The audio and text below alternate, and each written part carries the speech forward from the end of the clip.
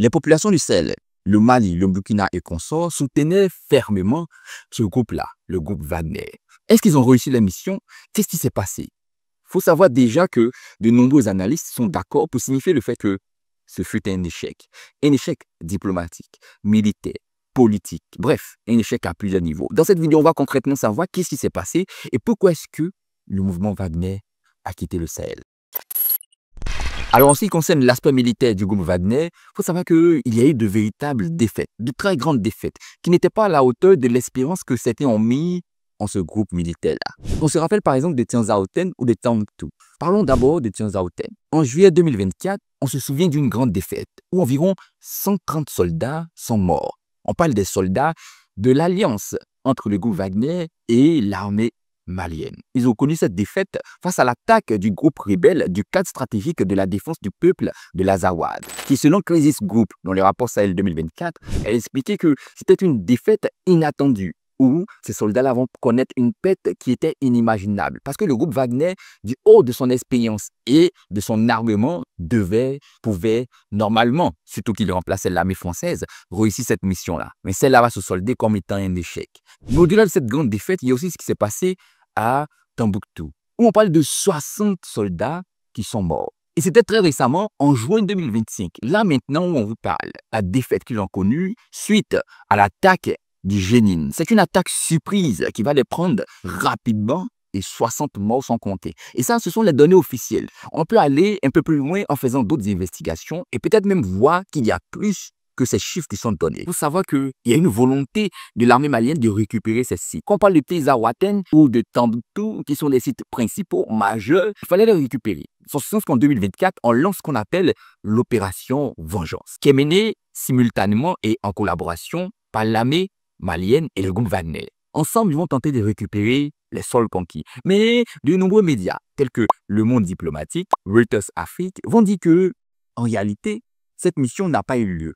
Les soldats sont allés et ont simplement tourné autour des sites qui étaient ciblés sans vraiment rentrer, sans vraiment attaquer. Non, il n'y a pas eu de combat. Il faut donc comprendre que l'objectif qui est de récupérer le territoire n'a jamais eu lieu. Mais lorsqu'on regarde les médias maliens, par exemple, ils vont donner d'autres informations relativement à cette opération où ils disent et ils expliquent qu'ils sont sur la bonne voie. Aucun résultat ne sera vu.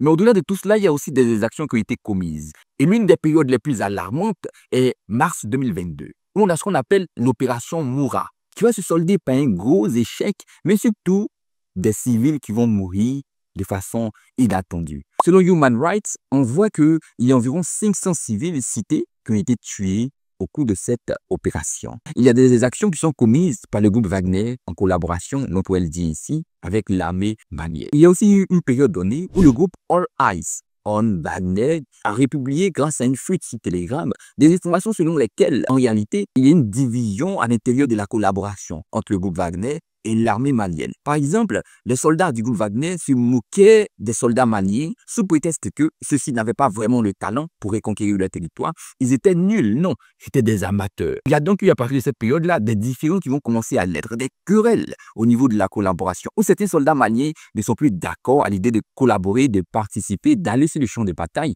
avec les soldats du groupe Wagner. Cette information a vraiment fait la une pendant une période donnée, mais en ce qui concerne, lorsqu'on veut parler encore du Mali, cette information n'est jamais évoquée. On parle toujours, vous pouvez le voir là par exemple, de la relation qu'il y a entre le groupe Wagner et l'armée malienne qui est très bonne, voire excellente.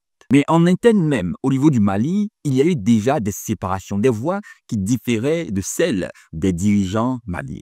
On peut citer par exemple l'ONG Sahel Security qui a évoqué le nombre de cas d'abus des actions commises par toutes ces autorités-là, les autorités maliennes par le canal du groupe Wagner et de l'armée malienne dans le Sahel. Et c'est ce qui va aider le recrutement des djihadistes. Ce sont eux qui vont par la suite bénéficier de ces manies-là qui étaient contre finalement le comportement de l'armée Wagner et de l'armée malienne qui commettaient des actions au niveau local. Donc, ça va permettre de faire grossir les rangs des djihadistes et les rendre encore plus forts. du point de vue des fantassins recrutés. Et tout cela aura des répercussions sur la relation entre le Mali et d'autres pays.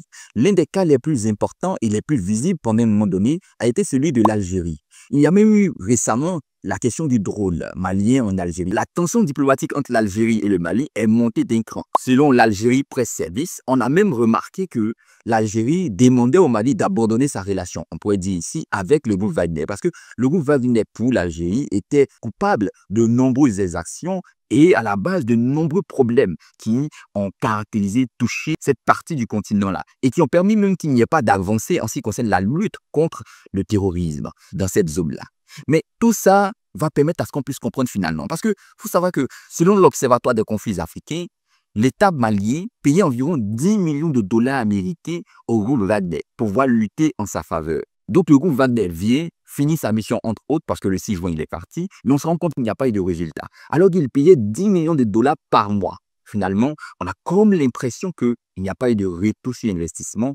Ça n'a pas été bénéfique pour l'État malien. Ce qui était important lorsque Wagner était là, c'est qu'il y a une véritable légitimité. Les citoyens se sont sentis, ont commencé à aimer vraiment le pouvoir malien, avec à sa tête M. Assimi Goïta. Un véritable soutien était démontré par les citoyens maliens vis-à-vis du pouvoir malien. En plus de tout ça, il est extrêmement important de rappeler que Wagner récemment a été tenu coupable. Non, on a découvert la chambre rouge de Wagner, la chambre rouge numérique de Wagner. En fait, c'est Telegram, qui est un réseau social, Wagner a une chaîne. La chaîne portait le nom de Oncle Blanc en Afrique 18+. Et celui-là qui dirigeait la chaîne, c'est un certain Roman Morin, alias Maskov. Il faut savoir que la chaîne avait pour mission de réunir, de regrouper les anciens membres de Wagner ou certains proches qui partagent l'idéologie du groupe. C'est pourquoi les abonnements même pour cette chaîne Telegram étaient généralement payants, pour ne pas dire quasiment payants. Mais dans le groupe, il y avait un contenu spécial qui était partagé. On remarquait et on trouvait environ 322 vidéos et 647 photos. Toutes ces vidéos et ces photos ont un point en commun, c'est de diffuser l'idéologie du groupe Wagner. Mais dans le fond, on voyait que le contenu proposé était un contenu dangereux. Pour ne pas voir cette vidéo censurée, nous allons très rapidement en quelques mots vous dire de quoi ici s'agissait concrètement. Les photos et vidéos partagées mettaient en avant des gens assassinés, tués, vifs, par les groupes Wagner. Mais la question qu'on peut se poser aujourd'hui, après tout cela, qu'en est-il concrètement? Quel est l'apport de tout cela? Mais lorsque Wagner part, à quoi est-ce qu'on doit s'attendre? Est-ce qu'il y aura un changement? L'État malien va retourner vers la France? Est-ce qu'il y aura de véritables changements relativement à la gestion de la sécurité et à l'idée de reconquérir le territoire malien?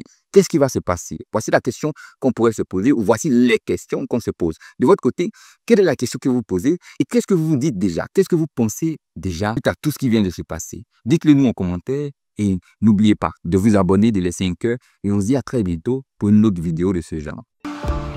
On dit quoi?